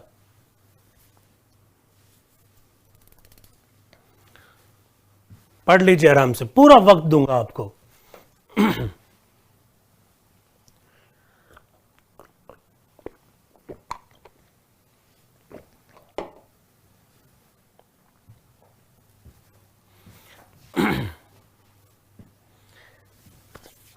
पता तो कर लिया ना प्रश्न है क्या। ये मैंने ऐसे ब्रैकेट करके कोष्टक में डाला है, वहां एग्जामिनर आपको पेपर सेटर इस प्रकार का कोष्टक में नहीं बनाएगा। मैंने पूछा असत्य कथन कौन सा है। मीनाक्षी जी, ज्योति जी, आशीष जी, यामिनी जी, संजीव कुमार जी, अरुण सिंघाटिया जी, ये सबके आंसर 4 है। उमेश कुमार जी का आंसर अभी भी 2 है। अरविंद कुमार जी 2 बता रहे हैं। ममन सिंह जी शेखावत साहब, सुमन टांडी जी, दीपक मीना जी, ऋतिक जी, विष्णु जाडोन, पवन फौजदार जी, इनके आंसर 4 है। अमन जेठलिया जी आंसर 3 दे रहे हैं। तरुण का आंसर 4 है। अश्वनी साहू जी 4 है। आशीष चौधरी जी 4 है। बाबू सिंह जी 4 है। रामलाल जी 1 दे रहे हैं। ये है ना बात। ये साथियों, ऐसे प्रश्न आएंगे जिस एग्जाम की तैयारी आप कर रहे हैं। मैंने कहा था ना ये संवाद वाली क्लास है। मैंने आपसे कहा था ना कि हम आने वाले एग्जाम्स में क्या क्या प्रश्न हो सकते हैं उस पर चर्चा करेंगे। ये इसी प्रकार का प्रश्न है साथियों। पहली बात, जिन मित्रों ने आंसर 4 दिए हैं वो सब बधाई के पात्र हैं। जिन मित्रों ने आंसर 4 दिए हैं वो सब बधाई के पात्र हैं। साथियों, प्रश्न पूछा असत्य कथन कौन सा है। असत्य तो गठन कैबिनेट मिशन योजना के तहत हुआ, एकदम सही है। इस योजना के तहत 389 मेंबर होने थे, बात एकदम सही है। कुछ लोग कह रहे 400 होने थे। अरे किसने कहा 400 होने थे? मैंने तो कहा जनसंख्या लगभग 40 करोड़ थी, तो 10 लाख का फॉर्मूला अगर मैथमेटिक्स के हिसाब से लगाएं तो 400 होते हैं। अरे पर मैथमेटिक्स का फॉर्मूला थोड़ी लगाना है मेरे भाई। कहीं की जनसंख्या 12 लाख थी तो वहां से भी तो एक ही मेंबर लिया गया। कहीं की जनसंख्या 9 लाख थी, वहां से भी एक मेंबर लिया, तो 389 एकदम सही है। दूसरा सही है, कुछ सदस्यों का सभा में मनोनयन हुआ, एकदम बात सही है। कुछ सदस्यों का सभा में मनोनयन हुआ, यह बात एकदम सही है। और चौथी बात, ये कमल का मुझे वापस बताना, चौथी बात, से सदस्यों का चुनाव प्रत्यक्ष रूप से जनता द्वारा हुआ, यह गलत बात है साथियों। चुनाव तो हुआ, यह बात सही है, चुनाव तो हुआ, यह बात तो सही है, लेकिन जनता द्वारा चुनाव नहीं हुआ साथियों। यह बताने का उद्देश्य है, ये जो संवाद वाली जो क्लास है इसमें यही तो उद्देश्य है। दिनेश जो कह रहे हैं अप्रत्यक्ष चुनाव हुआ साथियों, मैं ये समझाना चाह रहा हूं, जरा सुनिएगा। 296 जो मेंबर्स ब्रिटिश भारत से लिए गए साथियों, ये जो ब्रिटिश भारत से 296 जो मेंबर लिए गए, इनका चुनाव हुआ, सही बात है, लेकिन चुनाव तो दो प्रकार का होता है ना, एक प्रत्यक्ष और दूसरा अप्रत्यक्ष। प्रश्न ऐसे पूछे जाएंगे यार, ये कोई पटवारी लेखपाल का पेपर थोड़ी है। ये प्रत्यक्ष चुनाव का मतलब है जहां जनता खुद चुनाव में भाग लेती है साथियों। 1946 जून जुलाई 1946 में जब चुनाव करवाए गए थे संविधान सभा के, क्या देश में परिस्थितियां ऐसी थी कि चुनाव करवाए जा सके? तो जनता ने चुनाव नहीं किए थे। चुनाव कैसे हुआ? अप्रत्यक्ष रूप से हुआ साथियों। अप्रत्यक्ष रूप से कैसे? क्योंकि कुछ लोगों ने जो पहले से चुनाव में मेंबर चुन रखे थे, जैसे उदाहरण के तौर पर एक बात बताता हूं, ये बॉम्बे एक प्रांत था उस समय, मैं उदाहरण दे रहा हूं साथियों। बॉम्बे उस समय एक प्रांत था, उदाहरण के तौर पर बॉम्बे की एक विधानसभा थी, बॉम्बे की एक विधानसभा थी भाई। चुनाव तो होने लग गए थे ना, 1919 में भी चुनाव हो गए, 1935 में फिर चुनाव हुए अधिनियम के तहत 1937 में, तो बॉम्बे की विधानसभा थी। उदाहरण के तौर पर कि बॉम्बे की विधानसभा में 300 लोग हैं, उदाहरण के तौर पर साथियों, और 296 जो मेंबर है टोटल, उदाहरण के तौर पर बॉम्बे के हिस्से में 45 मेंबर आए। 296 में से बॉम्बे के हिस्से में कितने मेंबर आए? 45। इन 45 लोगों का चुनाव बॉम्बे की विधानसभा के 300 लोगों ने किया था साथियों। बॉम्बे की विधानसभा के 300 लोगों ने इन 45 लोगों का चुनाव हुआ, तो चुनाव प्रत्यक्ष नहीं हुआ। चुनाव कैसे हुआ साथियों? अप्रत्यक्ष हुआ। जनता ने नहीं चुना, जनता ने जिन लोगों को चुना उन लोगों ने आगे जाकर संविधान सभा के सदस्यों का चुनाव किया, इसलिए क्या हुआ? अप्रत्यक्ष चुनाव हुआ साथियों। अब प्रश्न ऐसे पूछे जाएंगे, 296, 292, 4 चीफ कमिश्नरी प्रांत कौन से थे? ये प्रश्न थोड़ी बनेंगे। अब ये दौर जा चुका है मेरे भाइयों, तो इसलिए मेरा आपसे रिक्वेस्ट है, आप बहुत ढंग से पढ़ें, बहुत ढंग से पढ़ें।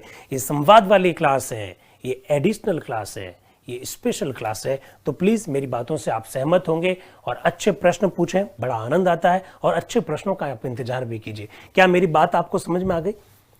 ये समझ में आया? बॉम्बे एक प्रांत था उस समय का, उदाहरण मैंने दिया। बॉम्बे में एक विधानसभा थी, उदाहरण मैंने दिया। समझ लीजिए विधानसभा में 300 लोग मेंबर थे, उदाहरण मैंने दिया। मैंने कहा 296 में से बॉम्बे के हिस्से में 45 मेंबर आए, तो इन 45 लोगों का चुनाव किसने किया? इन 300 लोगों ने किया। और इन 300 लोगों का चुनाव किसने किया? जनता ने। ठीक है, जनता ने इन 300 का चुनाव किया, इन 300 ने इन 45 का चुनाव किया। तो चुनाव कैसे हो गया? चुनाव कैसे हो गया? अप्रत्यक्ष रूप से हो गया साथियों। ऐसे प्रश्न पूछे जाएंगे, और ये प्रश्न जान है संविधान सभा के संदर्भ में। यस, ऑब्वियसली अनिल जी, सभी प्रांतों में ऐसा ही हुआ। ऑब्वियसली सभी प्रांतों में ऐसा ही हुआ, जहां जहां ब्रिटिश प्रांत थे वहां तो ऐसा ही हुआ ऑब्वियसली। बाकी जो सदस्य हैं वो एकदम सही जवाब दिया कि संविधान सभा के सदस्यों का चुनाव प्रत्यक्ष निर्वाचन से नहीं हुआ था, उनका निर्वाचन प्रांत की विधानसभाओं के सदस्यों द्वारा किया गया था। एकदम सही बोला आपने, इसलिए हम कह सकते हैं कि यह चुनाव अप्रत्यक्ष रूप से हुआ। तो ये थोड़ी बातें आप ध्यान रखना, इस प्रकार के प्रश्न पूछे जा सकते हैं। साथियों आगे चलते हैं संविधान सभा के बारे में।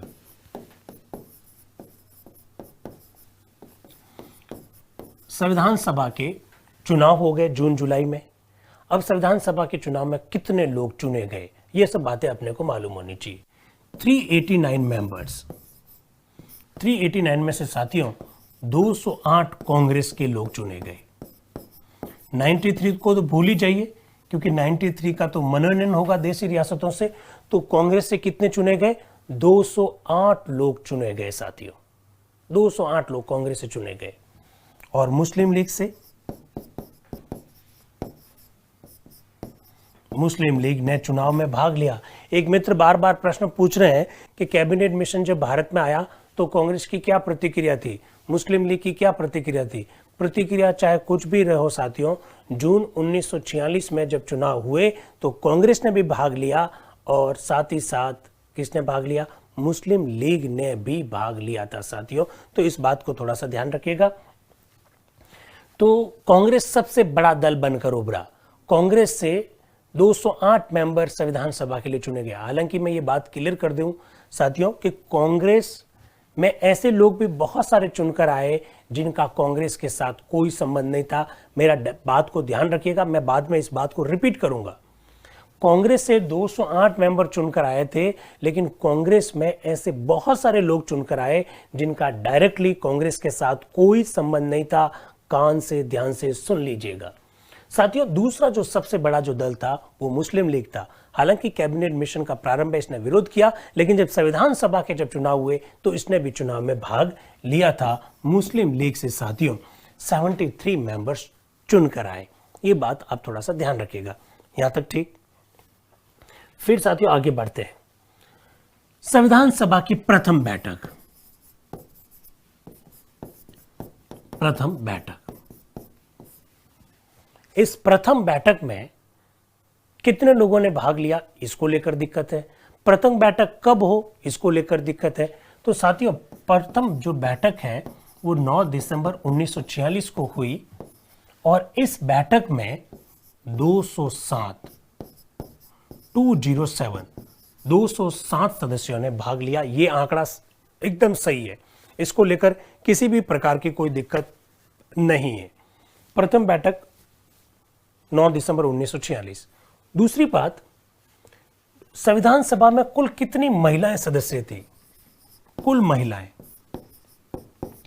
तो चाहे अलग अलग किताबों में कुछ भी लिखा हुआ साथियों, कुल महिलाएं थी 15।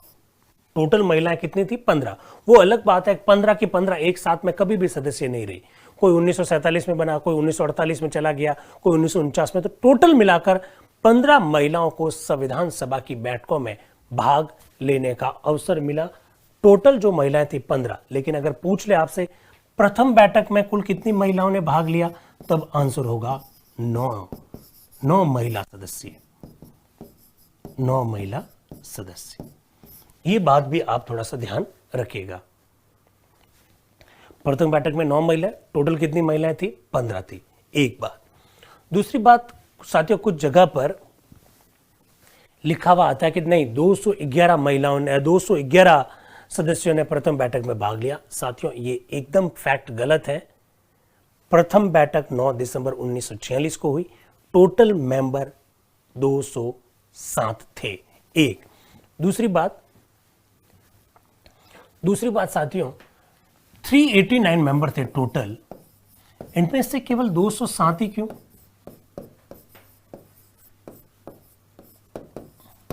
207 ही क्यों? तो 2-3 बातें आपने को मालूम होनी चाहिए। कॉन्सेप्ट को क्लियर करने वाली बात है, क्योंकि हम आज तक ये पढ़ते रहे हैं कि मुस्लिम लीग ने प्रथम बैठक नहीं, शकुंतला जी कुमारी 211 नहीं, 207, 211 नहीं, 211 नहीं, ये गलत आंकड़ा है। प्रथम बैठक 9 दिसंबर 1946, 207 ये सही आंकड़ा, चिंता करने की कोई आवश्यकता नहीं है। अगर 211 कहीं प्रथम बैठक में लिखा हुआ है वो एकदम गलत है। 211 आंकड़ा इसलिए गलत है साथियों क्योंकि पहली बैठक 9 दिसंबर को जब हुई 207 ने ही भाग लिया। अब 207 क्यों? कई किताबों में केवल इतना लिखा हुआ है कि प्रथम बैठक का मुस्लिम लीग ने बहिष्कार किया, इसलिए 207 सदस्य ही बैठक में आए। ये कारण है, लेकिन यही एकमात्र कारण नहीं है। कॉन्सेप्ट क्लियर कर दीजिए। नंबर 1, मुस्लिम लीग द्वारा बहिष्कार, एकदम बात सही है। मुस्लिम लीग द्वारा बहिष्कार ये एक कारण है। मुस्लिम लीग द्वारा बहिष्कार ये एक कारण है साथियों। ठीक है, बात को समझ रहे हैं? अब थोड़ा ध्यान रखना।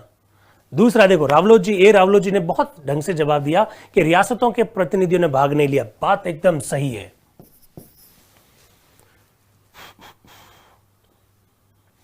हाँ तानिया जी, कहां से लाए 208? 9 211।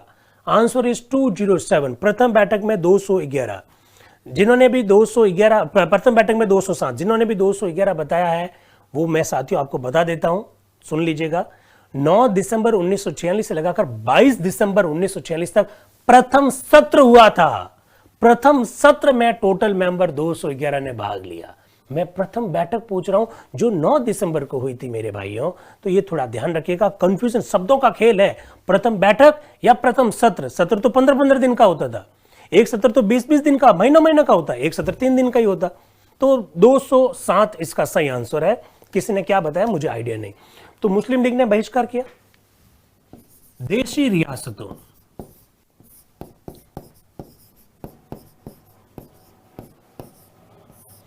देशी रियासतों ने भाग नहीं लिया। आया साथियों समझ में? अब कॉन्सेप्ट कुछ क्लियर हो रहा है? तो देखिए, मुस्लिम लीग के 73 लोग नहीं आ रहे हैं, देशी रियासतों से 93 मेंबर नहीं आ रहे। ये कारण थे जिस वजह से आंकड़ा कहां तक आ गया, 207 पर। और एक आपको और बात बताना चाहूंगा साथियों, संविधान सभा के एक मेंबर चुने गए थे बंगाल से, प्रश्नदेव रैकुट, नाम लिखवाऊंगा अभी, प्रश्नदेव रैकुट अभी नाम लिखवाऊंगा। वो संविधान सभा के मेंबर तो चुन लिए गए, लेकिन कभी बैठक में भाग ही नहीं ले पाए, क्योंकि भाग लेने से पहले ही उनका क्या हो गया, निधन हो गया। बंगाल के प्रश्नदेव रैकुट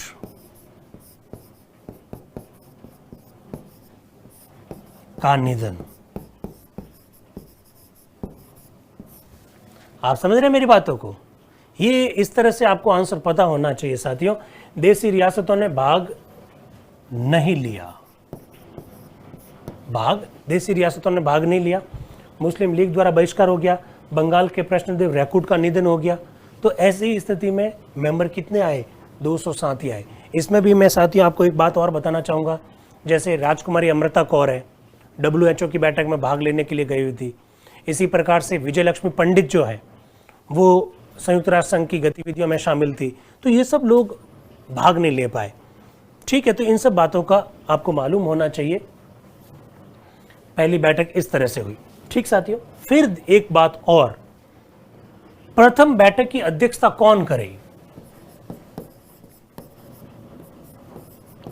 प्रथम बैठक की अध्यक्षता कौन करे? इसको लेकर विवाद हुआ। किसके बीच में? कांग्रेस के बीच में और अंग्रेजी सरकार के बीच में। ब्रिटेन की सरकार कह रही थी कि हमारी योजना है कैबिनेट मिशन योजना, उसके तहत संविधान सभा का गठन हुआ, तो हम ही तय करेंगे कि प्रथम बैठक की अध्यक्षता कौन करे। इधर पंडित नेहरू और सरदार वल्लभ भाई पटेल ने साफ कह दिया कि संविधान सभा का गठन हो चुका है, अब उसकी प्रथम बैठक की अध्यक्षता कौन करेगा इसका निर्धारण हम खुद करेंगे। अमेरिका में भी ऐसा ही हुआ था, कनाडा में भी ऐसा ही हुआ था कि संविधान सभा के जो सबसे वरिष्ठ जो सदस्य थे, यस, और वरिष्ठता का मतलब क्या था अभी बताऊंगा। संविधान सभा के जो सबसे वरिष्ठ सदस्य थे डॉक्टर सच्चिदानंद सिन्हा, वरिष्ठ होने के कारण उन्होंने क्या की, प्रथम बैठक की अध्यक्षता की। ये बात भी मालूम होनी चाहिए थी। डॉक्टर सच्चिदानंद सिन्हा, लिख दीजिए,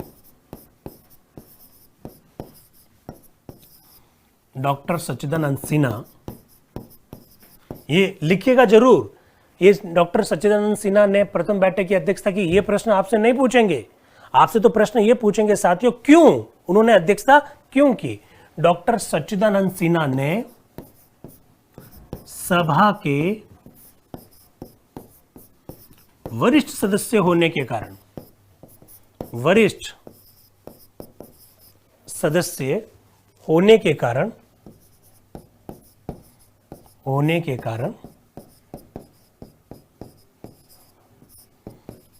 प्रथम बैठक की अध्यक्षता की। साथियों, जिस एग्जाम की जिस लेवल के हिसाब से आप तैयारी कर रहे हैं उसके हिसाब से अपने को इस तरह की बातें लिखनी पड़ेगी। आप मान के चलिए कभी भी आपसे ये प्रश्न नहीं पूछेंगे कि प्रथम बैठक की अध्यक्षता किसने की, प्रथम बैठक कब हुई। क्योंकि साथियों, ये लेखपाल पटवारी का एग्जाम नहीं है, ये सब इंस्पेक्टर का एग्जाम है, ये स्टेट पीएससी का एग्जाम है, ये सिविल सर्विस का एग्जाम है। आपके एग्जाम का कुछ लेवल है, उसकी एक मेरिट की उम्मीद की जाती है। तो इस प्रकार आप ऐसे प्रश्नों का जवाब दिए तब सही मेरे हिसाब से रहेगा। तो मुझे लगता है कि आज जो मैंने 2-4 प्रश्न पूछे हैं आपको काफ़ी अच्छे लगे होंगे। आज अपनी बात को कंप्लीट कर लेते हैं, कल हम इस बात को आगे बढ़ाएंगे। बस बात ध्यान ये रखना, प्रश्नों का लेवल अपना ऊंचा रखें, कन्फ्यूजन किसी भी प्रकार का रखना ही नहीं है। हम कन्फ्यूजन को दूर करेंगे, संवाद वाली ये क्लास है। तो आज के लिए इतना काफ़ी। Thank you very much. Thank you.